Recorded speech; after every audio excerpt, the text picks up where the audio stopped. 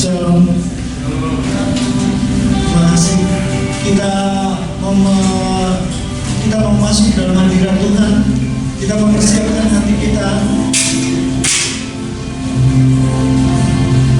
Terima kasih Tuhan untuk kesempatan pagi ini Tuhan, Engkau boleh pimpin kami Tuhan, berkati hidup kami. Kami rindu Tuhan selalu berada dalam hadirat-Mu ya Allah.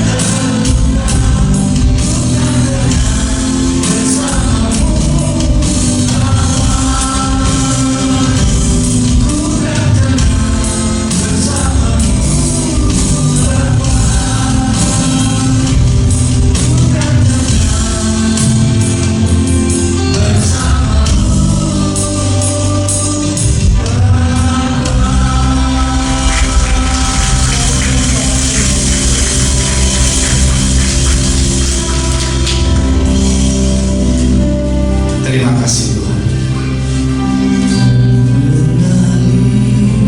Kuasa dari tempat maha tinggi, Bapa kekal mulia, Kau hadir di sini, mengambilkan hatiku, menyembuhkan yang terluka, ku kan tenang bersamamu, Bapa. Ku kan tenang bersamamu, Bapa. Ku kan tenang bersamamu,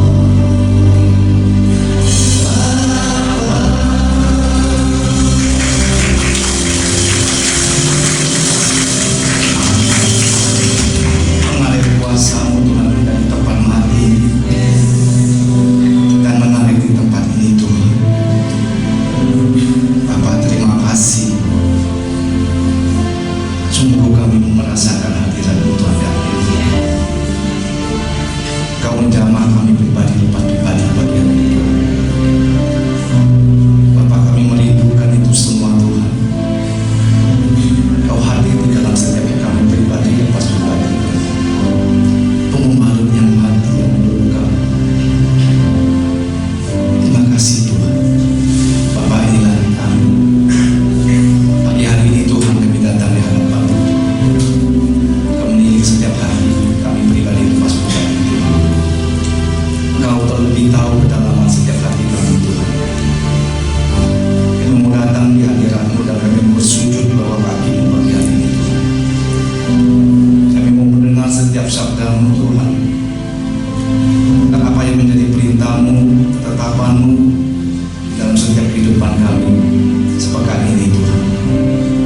Bapa, terima kasih juga untuk perlindungan-Mu, untuk penyertaan-Mu sepanjang pekan ini Tuhan. Sebagaimana kami ada pribadi lepas pribadi, di saat jasmani maupun rohani kami Tuhan, Tuhan telah penuhi dan melengkapi kami sehingga kami mampu Tuhan untuk menjalankan hari-hari kami. Bapa, terima kasih untuk semuanya. Tanpa Tuhan kami tahu kami tidak mampu apa-apa Tuhan. Untuk itulah Tuhan, saat ini kami datang di rumah-Mu Tuhan. Kami tahu Tuhan Engkau memberikan kami yang terbaik pagi hari ini. Berkati kami pribadi lepas pribadi. Terima kasih ya Bapa. Jamah Tuhan, urapi kami ya Bapa. Dan berkati juga setiap anak-anak-Mu Tuhan yang mengambil bagian di dalam perayaan pagi hari ini. Kiranya Tuhan, Kau sempurnakan ya Bapa. Kami mau masuk dalam hadirat-Mu lebih dalam dan lebih dalam lagi Tuhan, di dalam pujian dan penyembahan kami Tuhan. Terima kasih ya Bapa. Terima kasih Tuhan Yesus. Terima kasih Roh Kudus. Terima kasih Tuhan. Berikan kami hati sebagai seorang murid pagi hari ini Tuhan, untuk senantiasa terus Tuhan mendengarkan apa yang dikehendaki. Terima kasih Bapa, dan kami membuka ibadah kami pagi hari ini hanya dalam satu nama, yang kami puji, yang kami sembah, yang kami muliakan, yang kami agungkan dalam nama Tuhan Yesus Kristus. Haleluya. Amin.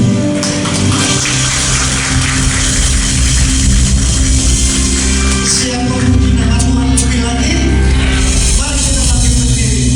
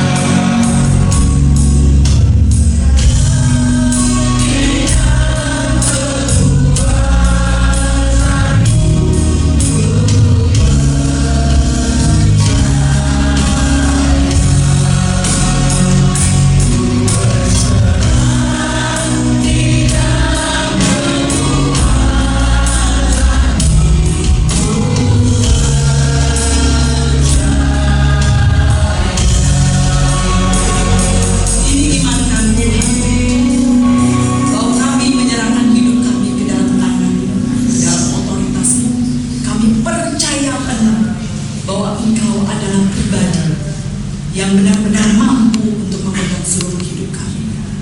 Terima kasih Bapa Surgawi untuk setiap pribadi kami. Kalau kami ada sampai pagi ini, sampai detik ini, ada di tempat ini, boleh mendengarkan, boleh beribadah, boleh ditegur, boleh menerima kebenaran firman. Terima kasih Bapa, karunia yang begitu besar yang kami terima daripada Tuhan yang sangat-sangat luar biasa dan dahsyat. Ajaib Engkau Tuhan, ajaib Engkau Tuhan, ajaib Engkau Tuhan. Kalau sebentar firman Tuhan hamba sampaikan, urapi hamba, pimpin hamba. Biarlah hanya urapan dan pimpinan Tuhan yang boleh hamba sampaikan. Biarlah kebenaran firman ini semua berasal daripada-Mu. Kami kembalikan segala hormat kemuliaan bagi nama Tuhan. Mantraikan firman-Mu dalam kehidupan kami. Saat ini kami siap untuk menerima kebenaran itu. Kami siap, roh kami siap, jiwa dan tubuh kami juga kami sediakan untuk siap duduk dan mendengarkan. Terima kasih Bapa, dalam nama Yesus, haleluya. Amin.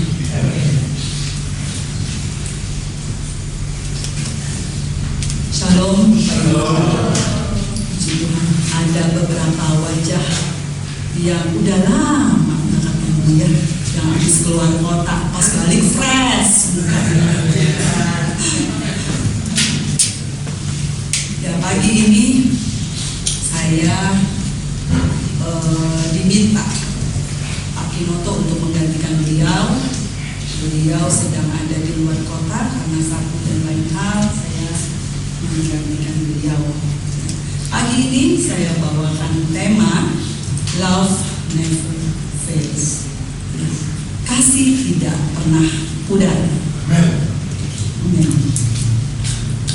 Allah menciptakan manusia dalam kemuliaan. Pembentukan penciptaan manusia awalnya dalam kemuliaan Tuhan. Nah, yang kita sadari, bahkan kita udah sering dengar, kalau saya yang sampaikan firman, saya di awal selalu menyampaikan bahwa kita adalah manusia roh, memiliki jiwa yang tinggal di dalam tubuh. Ya, bisa sama-sama ikuti saya. Kita adalah manusia roh, memiliki jiwa, tinggal di dalam tubuh. Itu dasar kita ya. Jadi kita udah ngerti bahwa tubuh kita memiliki roh dan di dalamnya memiliki jiwa. Ya.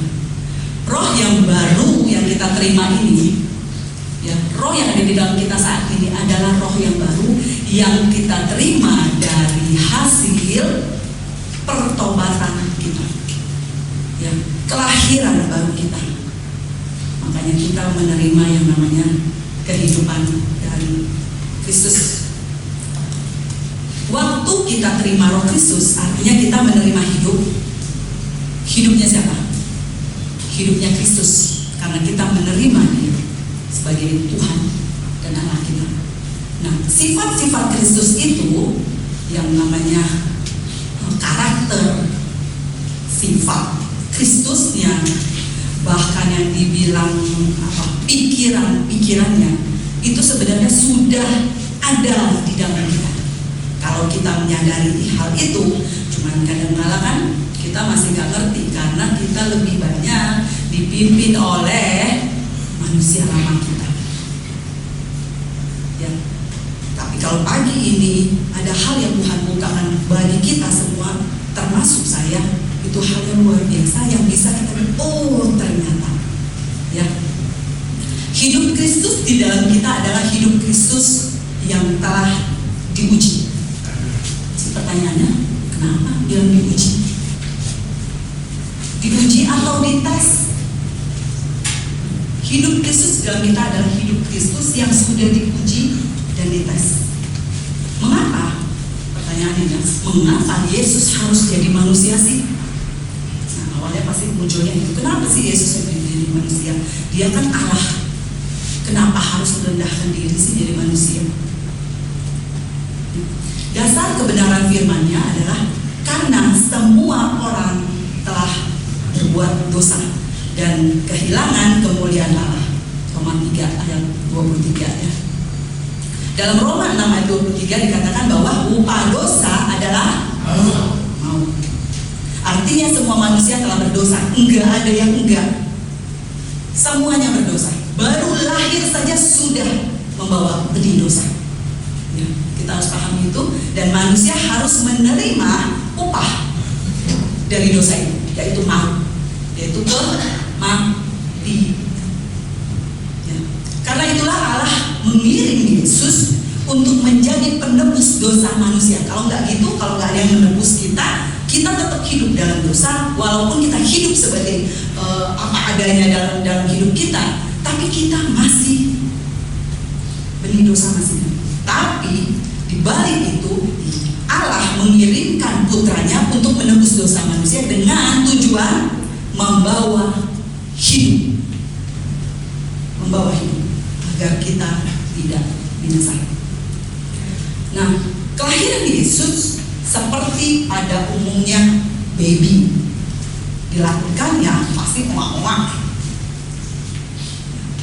Clara sebentar lagi mau punya baby, lagi proses. Tuhan berkati ya lah, semuanya lancar. Jadi proses kelahiran Yesus pun dia lahir natural seperti kita. Seperti kita lagi bayi baru lahir, emak-emak tetap tumbuh kembang tetap. Mungkin namanya ASI juga sama, dia juga terima. Nah, selain itu dia juga bertumbuh, dia juga berkembang, dia mengalami yang namanya masa anak-anak, masa main, masa mungkin berantem atau ribut sama teman, mungkin ada masa-masa itu normal seperti adanya manusia seperti kita. Lalu bertumbuh dewasa, mengalami yang namanya juga konflik, mengalami yang namanya disalahpahami. Ya, tujuannya apa? Orang menangkapnya berbeda. Disalahpahami, dia juga mengalami. Yang namanya ditolak, dia juga mengalami ditolak. Ya, kita bisa lihat kehidupan kita masing-masing kan berbeda, tapi unsur-unsur itu ada. Unsur-unsur itu ada dalam setiap kehidupan kita, cuma berbeda-beda. Ya. Sekarang pertanyaan, mengapa Yesus harus melakukan itu? Mengapa sih dia mau merendahkan diri? Loh, lahir dari manusia begini normal, padahal dia hidup bisa kok dalam kealahannya. Kenapa dia mesti turun? Kenapa mesti jadi manusia? Kenapa mesti mengalami penolakan? Kenapa mesti mati? Gitu. Kenapa sih mesti salib istilahnya? Ada satu hal, ketika dia di taman Getsemani, dia juga mengalami yang namanya ketakutan. Jadi bukan kita doang. Yesus dalam pribadinya sebagai manusia, dia juga mengalami yang namanya ketakutan. Firman Tuhan katakan bahwa Yesus sangat sedih. Nanti di rumah bisa sama-sama cari ya. Yesus sangat sedih, di situ dikatakan seperti mau mati rasanya, saking ketakutannya. Kehidupan kita juga kadang seringkali kan begitu. Ada hal yang membuat kita merasa tertekan banget sampai kita rasanya bagaimana ya jalan keluarnya, bagaimana menghadapinya, bagaimana melewatinya. Pribadi Yesus sebagai manusia juga sama, dia mengalami hal seperti itu. Itu tanda bukti kasih Allah kepada kita. Amin. Kasih Bapa kepada kita, kasih Yesus, pribadi Yesus kepada kita. Ujungnya nggak cuma sampai di situ. Ujungnya dia juga mati atas kayu salib. Stop. Selesai. Ya, kalau orang meninggal kan selesai. Sampai di situ aja. Tapi Yesus berbeda. Dia menunjukkan bahwa dia putra Allah. Dia turun ke alam maut. Bisa menahan dia? Enggak. Itu menunjukkan bagaimana memiliki power sebagai Allah. Sampai dia mati di atas kayu salib itu adalah akhir penunjukan dia, bukti yang dapat kita lihat bahwa dia hidup benar-benar 100% manusia, tidak membawa ke arah ilahi dalam kehidupannya sebagai manusia. Hidup Yesus itulah yang dia bawa untuk kita. Dia menang, bahkan Allah maupun dia menang. Jadi Kristus, ya, Yesus itu ketika dia jadi manusia, hal-hal dia lalui, hal-hal dia menang, hal-hal dia diuji satu persatu dari masa lahir sampai 33 tahun itu, masa dia hidup itu semuanya diuji dalam pribadi Yesus. Buat apa diuji? Supaya hidup yang Yesus hidupi sebagai manusia itu 100% itu dia bawa untuk diberikan kepada kita. Ada amin? Amin. Hidup Kristus itu yang ada di dalam kita. Jadi apakah kita bisa lulus, bisa mengerjakan dalam hidup kita kalau pribadi Yesus yang dibilang manusia 100% itu bisa melewati itu? Akankah mampu kita? Kalau roh itu udah ada di dalam kita, percaya, kalau kita sadar kebenaran ini, kita akan mampu. Ada amin? Amin. Jadi enggak cuma bilang Tuhan kuatkanlah hatimu, terus kita berusaha kuat. Kalau ada roh Kristus yang di dalam kita itu, dia sudah uji dan dia menang. Apakah kita juga tidak akan menang? Menang pasti.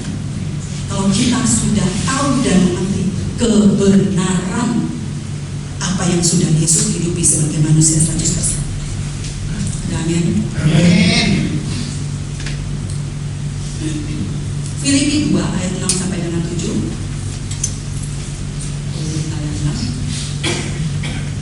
Yang walaupun dalam rupa Allah tidak menganggap kesetaraan dengan Allah itu sebagai milik yang harus dipertahankan. Lanjut. Melainkan telah mengosongkan dirinya sendiri dan mengambil rupa seorang hamba dan menjadi sama dengan manusia. Ya dan amin. Itu bentuk ketaatan Yesus kepada Bapaknya. Itu bentuk ekspresi dia hormat kepada Bapaknya.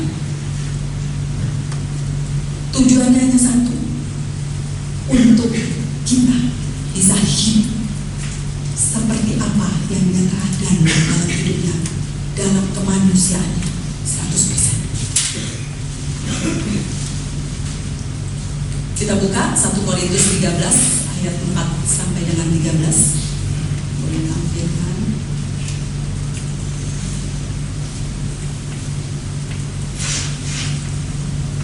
Kita baca bergantian ya. 1 Korintus 13 ayat 4 sampai dengan 13. Ayat genapnya ayat 4, perempuan bacakan, wanita bacakan. Ayat ganjilnya 5 dan seterusnya pria bacakan. Ayat 4, wanita 2, 3. Kasih itu sabar, kasih itu murah hati, ia tidak cemburu, ia tidak mengangkat diri dan tidak sombong. Boleh ayat selanjutnya. Ia tidak melakukan yang tidak sopan dan tidak menjadi diri sendiri. Ia tidak marah dan tidak beri masalah orang lain. Ia tidak bersuka-cita dan tidak benar. Ia mengerti segala sesuatu, percaya segala sesuatu, mengharapkan segala sesuatu, sabar dan menanggung segala sesuatu.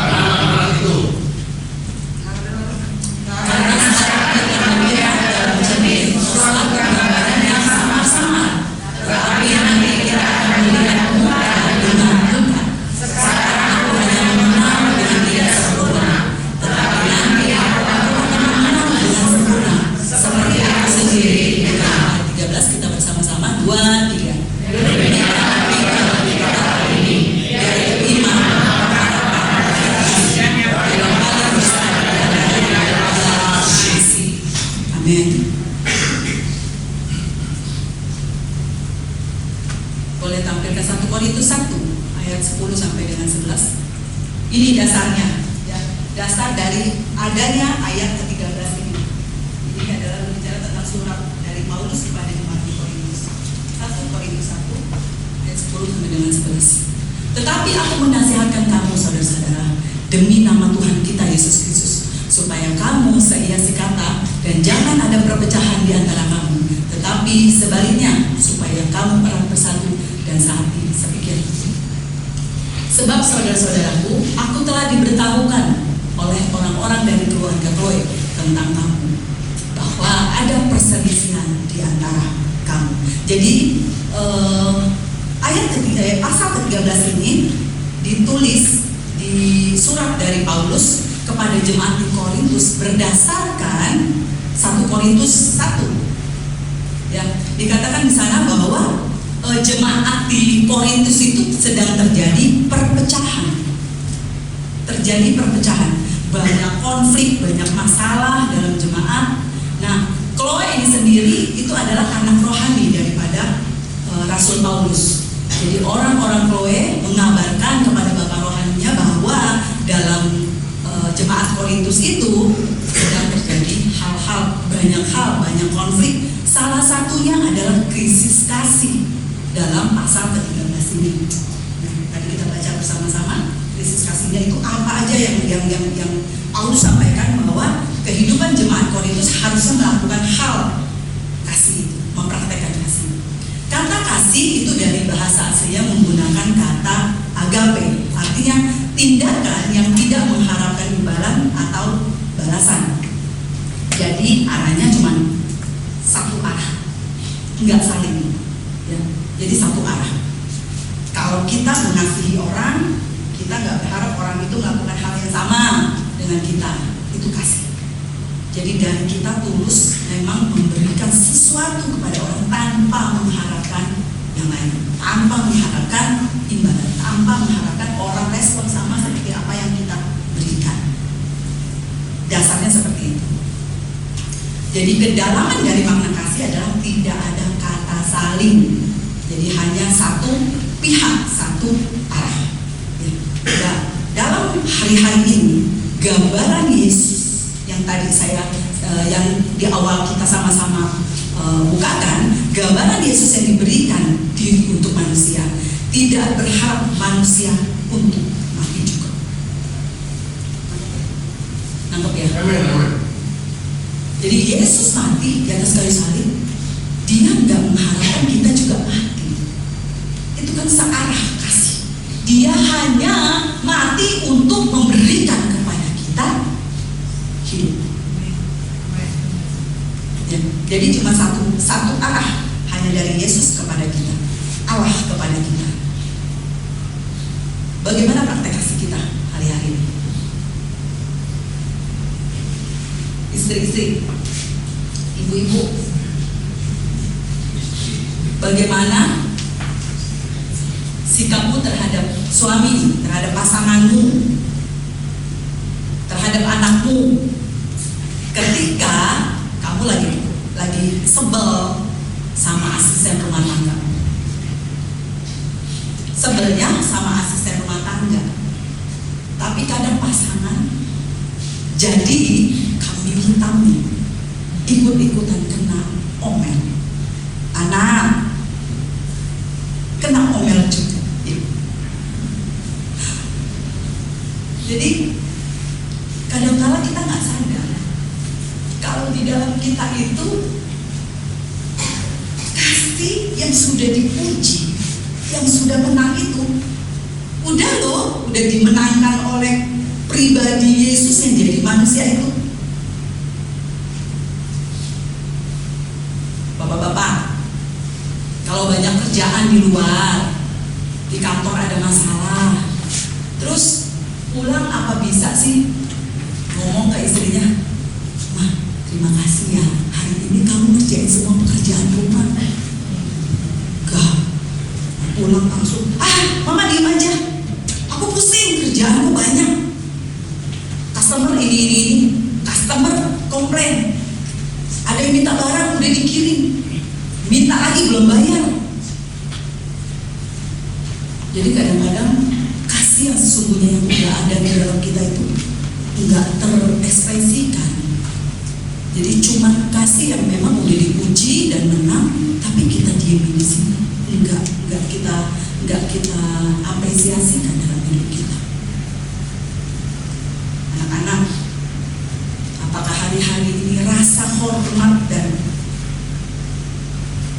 terima kasihmu kepada orang tua, apakah kalian tunjukkan kepada mereka?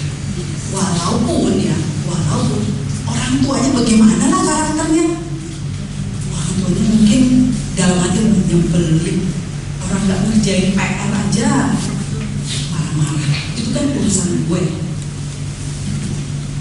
Adakah rasa hormat kepada orang tua itu tetap karena apa?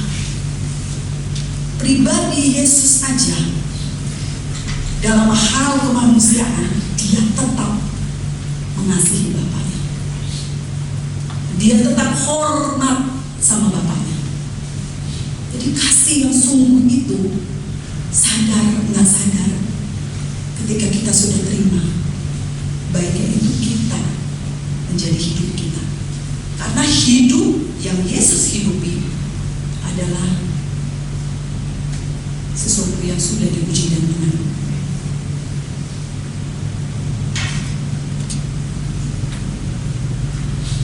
Korintus 13 ayat 4 sampai 7.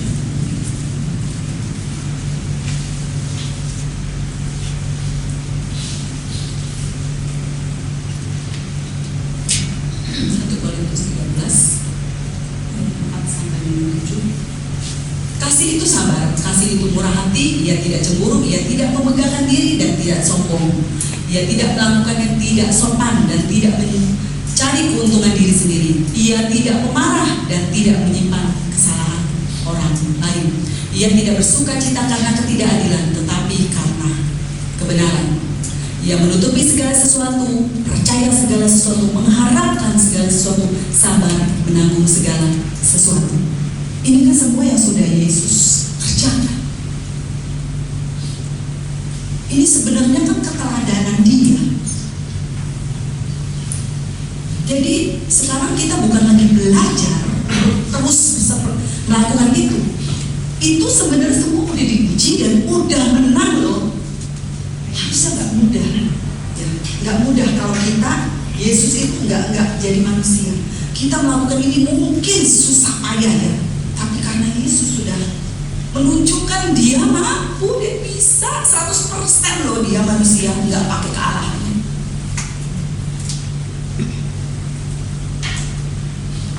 Tetapi jika dia, lanjut kita Bapak Ibu, misalnya kita dalam perjalanan, satu hal saya sampaikan, tiba-tiba terlintas. Satu hal kemarin, contohnya gue bikin Pak Arif deh. Kemarin kan pergi keluar kota jauh, bawa kendaraan, misalkan bawa mobil. Dia berangkat dari Gading, tinggalnya di Gading Serpong. Terus sampai di BSD, tiba-tiba itu Bu Emi ingat, aduh Pak, sendalnya lupa bawa biasakan istri kan penolong ya, harusnya istri yang menyiapkan sih. Waduh Pak, sendal apa ketinggalan nih, piye yo?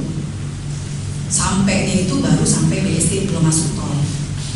Saya percaya ya, mereka akan kembali muter ngambil sendal. Karena apa? Karena perjalanan masih jauh, perjalanan di tol masih jauh untuk sampai tujuan ke Surabaya misalkan ya, belum masuk tol juga. Dan itu penting dalam perjalanan yang berapa jam itu, dia butuh ganti sendal, nggak pakai sepatu terus. Saya percaya dia akan kembali. Tapi kalau dia udah masuk tol, Bu Emi ingetnya udah lagi di mana ya? Udah perjalanan seperempat jalan lagi sampai lah. Udah jauh masuk tol. Kira-kira masih mau nggak sih Bu Emi sama Pak Alif? Mungkin Pak Alif akan marah. Kamu ini lupa, dia udah jauh begini masih baru bilang, baru inget. Udah nggak mungkin Pak balik, ini udah jauh banget. Saya yakin banget nggak akan kembali. Benar nggak sih? Nggak akan kembali. Nah pagi ini kebenaran ini dibukakan kepada kita, kita udah melangkah percaya, lalu kebenaran firman ini singkapkan, apakah kita masih mau kembali kepada yang lama? Enggak menyadari bahwa benih yang di dalam kita itu, Kristus yang di dalam kita itu udah menang. Amin. Jadi jangan mau kembali lagi, udah kejauhan.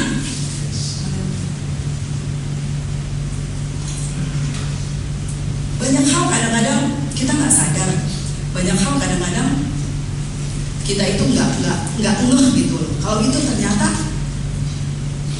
kasih itu jadi tawar ya, karena kita mengikuti apa mau kita gitu, apa maunya kita doang. Kadang kehidupan rumah tangga nggak semudah yang kita bayangkan, nggak selancar apa yang kita baca dalam firman. Ya. Hai suami, kasihilah istrimu. Mudah tak? Enggak. Karena dua orang yang berbeda, karakter yang berbeda, ketemu. Sedangkan kehidupan sebelumnya kan enggak sama-sama. Sesudah menikah, hidup sama-sama, baru tahu karakter masing-masing. Apakah suami bisa dengan mudah mengasihi istrinya? Butuh memang perjuangan. Tapi ketika kebenaran pagi ini dibukakan, ini kan nggak ada pengantin baru ya, udah lama semua. Henny sama Andi pengantin baru. Jadi harusnya kebenaran ini kita tangkap pagi ini. Kasih seperti apa sih? Kasih yang dipuji. Artinya kalau kita lagi hadapi masalah istrinya belum banget ya, balik lagi. Iya Tuhan, dia adalah pasangan hidupku yang Tuhan sudah tetapkan. Kasih dia. Hai istri, tunduk.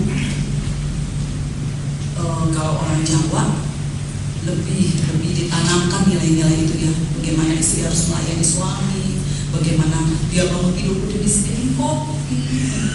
Sedikit ya, sedikit. Dulu waktu saya baru menikah, itu mertua saya ngajarin loh. Mama mertua ngajarin. Kan kalau pagi si Hendra suka ngopi. Terus kalau mau kerja, waktu itu kan masih kerja di Info, Argis waktu itu kan. Siapin bajunya.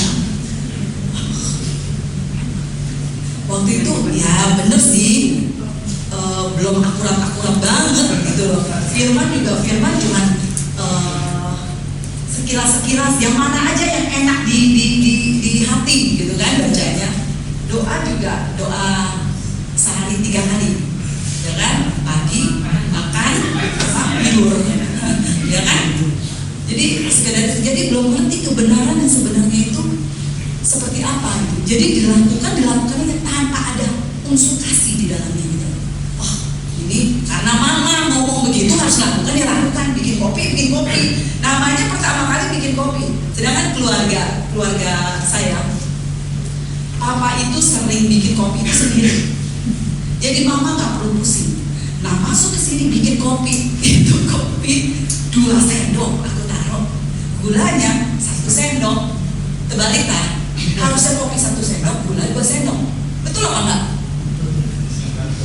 Ya standar ya. Tapi kalau yang udah faktor pasti gulanya sedikit, saya tahu. Malah ada yang nggak pakai gula, gitu kan? Nah standarnya begitu. Demikian 2 sendok. Karena mertua kan ya. Pakai 2 sendok kopi, gulanya 1 sendok. Rasanya kan nggak sesuai dengan selera anaknya. Gitu. Jadi hal-hal seperti itu tuh, iya ya belajar. Tapi kadang sekarang sadar itu, iya Tuhan, kenapa aku telat banget ya ngerti kebenaran ini gitu. Membuat kopi aja bersungut-sungut gitu loh. Udah yang penting mertua nggak lihat. Padahal yang kita layani suami kita, tak? Suami yang kita layani, tapi kita mau menyenangkan mertua, salah gitu. Baru tahu kebenarannya. Jadi segala sesuatu dalam kehidupan kita, ketika kita sadar kebenaran dibukakan, ayo kasih. Bukan cuma berbicara masalah kita memberkati, kita sumbang sana, sumbang sini. Terus kita ada orang kesusahan, terus kita memberi tanpa, bukan hal seperti itu yang saya bilang ya, bukan seperti itu yang saya katakan. Itu sih tidak berdosa, sangat tidak berdosa. Tapi balik lagi, apakah yang kita lakukan itu ada nilai kasih di dalamnya? Kadang-kadang kan kita ngadain bakti sosial aja, nyumbang soal nyumbang sini, ujung-ujungnya apa? Ujung-ujungnya tentara kan? Si ini aturan si bagian soal nggak harus kebagian malah dibagi. Terus yang itu harusnya dapat malah nggak dapat. Hal-hal itu kan seringkali terjadi karena apa? Dasar memulainya dengan tanpa kasih. Jadi segala sesuatu kita kerjakan harus dasarnya kasih. Suami mau mengampuni istri misalkan, tapi istrinya dulu dia harus berubah.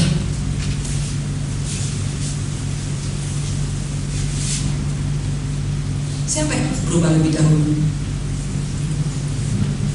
Ada yang bisa jawab? Siapa yang harus berubah lebih dahulu? Yes. Diri sendiri. Jadi suami mengertilah bahwa kalau kita mau mengampuni, nggak usah pakai embel-embel. Ampuni karena memang itu bagian kita. Karena kita tahu kasih yang di dalam kita itu sudah diuji dan menang, kita pasti bisa.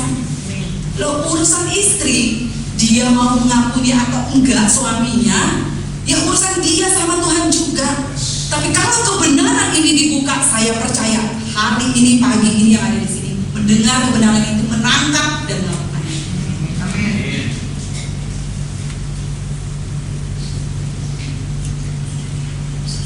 Saya tampilkan 1 Korintus 13 ayat 1 sampai 3. Di sini dikatakan bahwa sekalipun aku dapat berkata-kata dengan semua bahasa manusia, bahasa malaikat, tetapi jika aku tidak mempunyai kasih, aku sama dengan gong yang berkumandang dan canang yang berkunci. Sekalipun aku mempunyai karunia untuk bernubuat, dan aku mengetahui segala rahasia dan memiliki seluruh pengetahuan, dan sekalipun aku memiliki iman yang sempurna untuk memindahkan gunung, tapi jika aku tidak mempunyai kasih, aku sama sekali tidak berguna.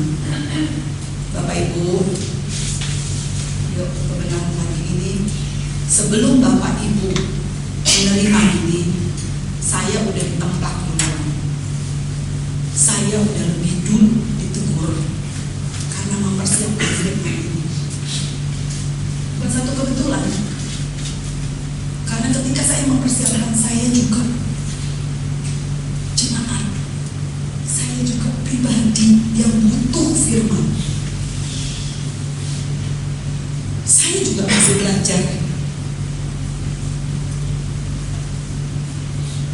Jadi 1 Korintus 13 ayat 1 sampai 3 ini dikatakan bahwa orang-orang yang fasih lidah, pengetahuan yang tinggi, memiliki karunia bernubuat, mudah pelayanan kemana-mana, memiliki iman sempurna, dermawan, nyumbang sana nyumbang sini, rela memberi diri untuk segala hal.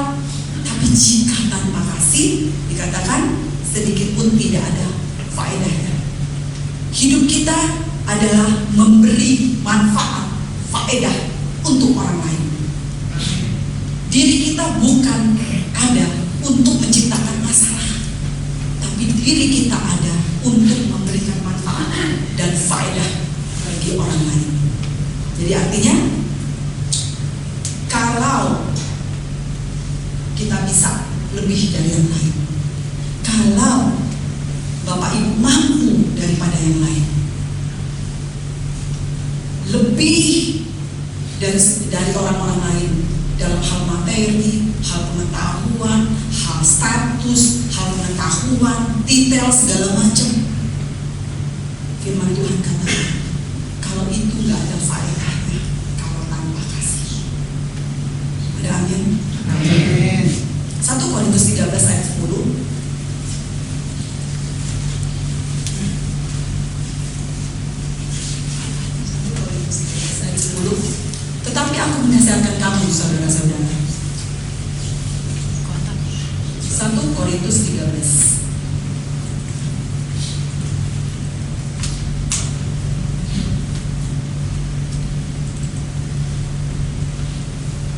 Tetapi jika yang sempurna tiba, maka yang tidak sempurna itu akan lenyap. Amin. Amin. Firman Tuhan pagi ini sudah membawa kita. Apa yang sempurna itu yaitu Kristus, itu yang sempurna. Kalau Roh Kristus itu sudah di dalam kita, yang tidak sempurna itu diri kita. Yang apa? Sudah selesai. Lenyap.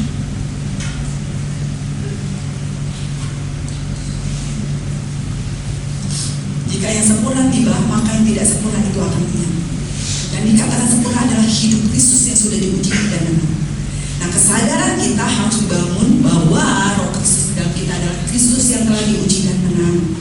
Maka kita akan sangat mampu untuk mengaplikasikan kasih yang di dalam kita kepada siapa? Kepada siapa saja. Pasangan kita, anak, rekan kerja, bawahan, pimpinan, relasi kerja, teman, kita akan mampu melakukan. Boleh saya udah mengusir. Satu hal saya katakan bahwa kita akan mampu melakukan bagian kita sampai dengan akhir. Sebab waktu yang berjalan, kita udah kejauhan untuk mengalir. Jadi lanjutkan langkah kita, lanjutkan apa yang sudah bergerak di dalam kita. Banyak firman hari-hari ini yang kita dengar, tapi biarlah setiap firman jangan kita lari. Firman itu harus menjadi hidup bagi kehidupan kita. Iman dan pengharapan akan hilang. Iman dan pengharapan akan pudar. Namun kasih tidak akan berkesudahan. Karena Kristus itu adalah kasih. Dan kasih Kristus tidak akan pernah gagal dalam kehidupan kita. Dan mari kita bangkit berdiri.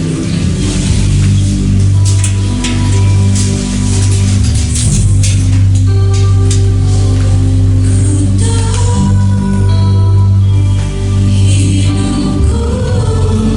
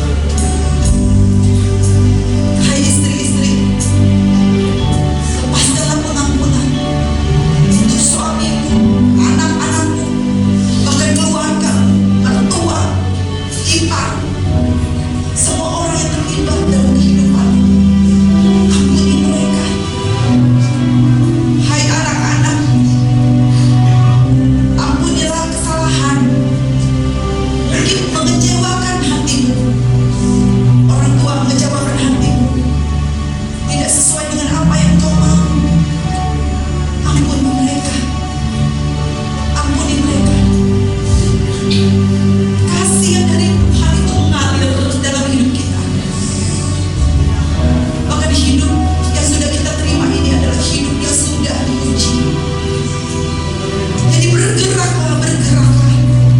Tuhan, kami butuh Roh-Mu bergerak terus di dalam kami, Tuhan. Memberikan hidup itu kepada kami, mengalir dan mengalir, Tuhan, dari tempat yang maha tinggi. Ini kami jemaat-Mu, Tuhan. Rumah ini, Christ Oikos Church ini adalah jemaat-jemaat-Mu, Tuhan. Kami minta belas kasih Tuhan, otoritas Tuhan turun atas setiap jemaat, atas setiap keluarga, atas setiap pribadi dan hati. Meteraikan kebenaran firman-Mu, ubahkan kami, pengertian kami, pandangan kami, keegoisan hidup kami. Kami percaya firman yang kami terima pagi ini di dalam firman yang kami terima pagi ini adalah firman yang hidup, firman yang akan bergerak untuk merubah kami. Terima kasih Bapa Surgawi, terima kasih.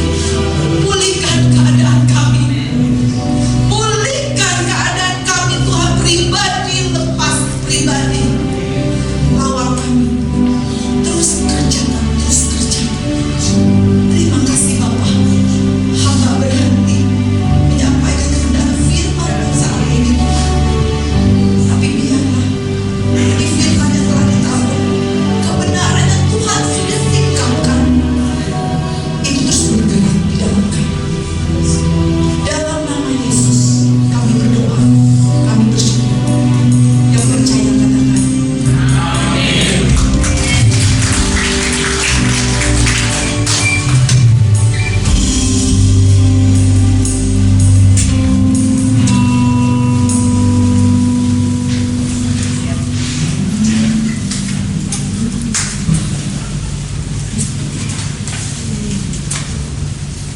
Terima kasih sekian untuk kebenaran firman-Nya.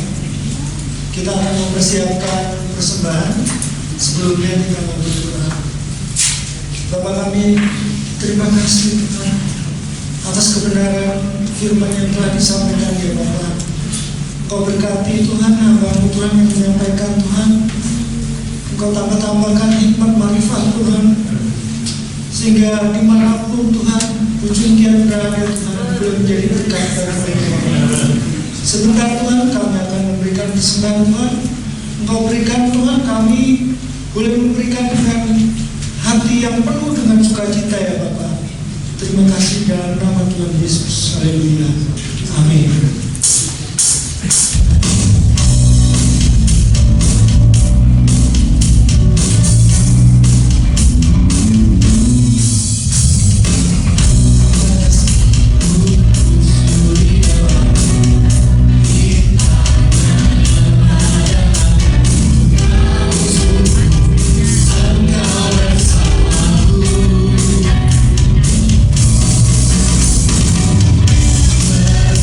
Ku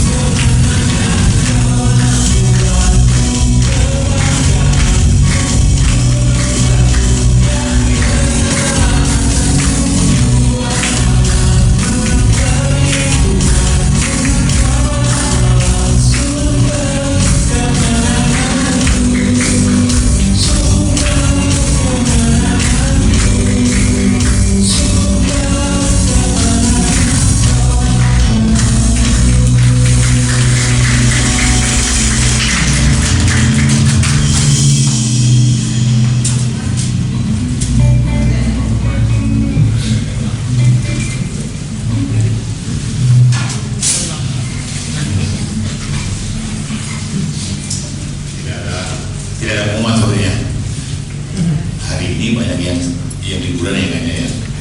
Itu banyak yang kosong ini. Ya udah mulai liburan hari ini Bu. Udah mulai liburan ya. Oh libur panjang. Oh iya. Saudara kita sebagian pada keluar kota ini ya. Oke baik. Puji Tuhan hari ini kita mendapat firman Tuhan yang menguatkan kita semua bahwa kasih Allah Bapa kita itu tidak pernah pudar. Amin saudara ya. Kadang kita sebagai anak-anaknya bandel, ngulangi kesalahan yang sama lagi. Kalau kita sebagai manusia lihat anak kita seperti itu ingin ditarik gitu ya. Tapi kalau Bapak kita ketika kita datang, Bapak ampuni Bapak ampuni ya, tak ampuni, tapi jangan diulangi lagi ya.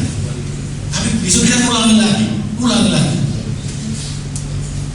Hari ini kita diberikan pengajaran tinggal kembali. Kalau Bapak kita di surga, kasih tidak pernah pudar terhadap kita, dan itu sudah dipraktekkan oleh Tuhan Yesus, dan Tuhan Yesus mampu mengasihi kita, dan kasihnya sama sekali tidak pernah pudar. Maka kita juga harus belajar seperti itu. Kalau dosa kita yang begitu besar berkali-kali, ketika kita minta ampun Tuhan ampuni, kadang-kadang kita tuh pasangan kita salah sedikit aja ngambeknya berhari-hari. Betul? Betul ya. Kadang-kadang teman kita salah sedikit aja sudah minta maaf, ganjelnya di sini masih berbulan-bulan gitu. Jadi melalui firman Tuhan pagi hari ini, mari saudara, jangan pelit-pelit, apalagi kita dalam keluarga kita adalah keluarga Kristus yang salah satu dasarnya kita saling mengasihi. Amin saudara ya. Dengan kasih kita sendiri kita tidak mampu, tapi kita harus menyerang kasih Allah dengan cara apa? Setiap hari kita harus akrab dengan Bapak kita, sehingga kasih Bapak kita mengalir dalam Tuhan kita dimampukan untuk mengasihi sesama kita, pasangan kita, saudara-saudara kita di sini, sehingga kita punya saudara yang saling mengasihi satu sama lain. Amin saudara ya. Yuk kita mulai berdiri. Karena nanti bila kita berpagi hari ini. Haleluya. Bapakku, terima kasih Bapakku. Engkau Allah Bapa yang mengasihi kami, dan kasih-Mu itu tidak pernah pudar sampai kapanpun. Kasih-Mu total kepada kami. Dan pagi hari ini Kau ingatkan kami sebagai anak-anak-Mu, seharusnya kami juga memiliki kasih-Mu seperti yang Kau miliki Tuhan. Kami belajar dari kelompok kecil, yaitu dalam rumah tangga kami, dengan pasangan kami. Ya, kami belajar Tuhan untuk selalu melepaskan pengampunan. Yang pertama kepada pasangan kami, keluarga kami, anak-anak kami, orang tua kami. Melepaskan pengampunan terhadap saudara seiman di dalam keluarga, terutama di tempat ini. Juga saudara yang lain, saudara-saudara di tempat kami bekerja, tempat kami berbisnis. Kami belajar untuk melepaskan pengampunan itu, sehingga damai sejahtera sukacita Allah yang melampaui segala kasihan itu terus menguasai hati dan pikiran setiap kami Tuhan. Terima kasih Bapak, berkati demikian lebih lagi bukakan singkapan, urapi lagi sehingga semakin banyak kami anak-anak-Mu diberkati oleh Engkau melalui kami ini. Terima kasih Bapak, sebentar kami akan pulang dari tempat ini dan kami akan membawa firman pagi hari ini untuk kami hidupi dalam kehidupan kami. Kami akan belajar untuk melepaskan pengampunan bagi siapapun Tuhan Yesus, seperti Engkau telah mengampuni kami dan selalu mengampuni kami. Terima kasih Tuhan, ibadah sudah selesai.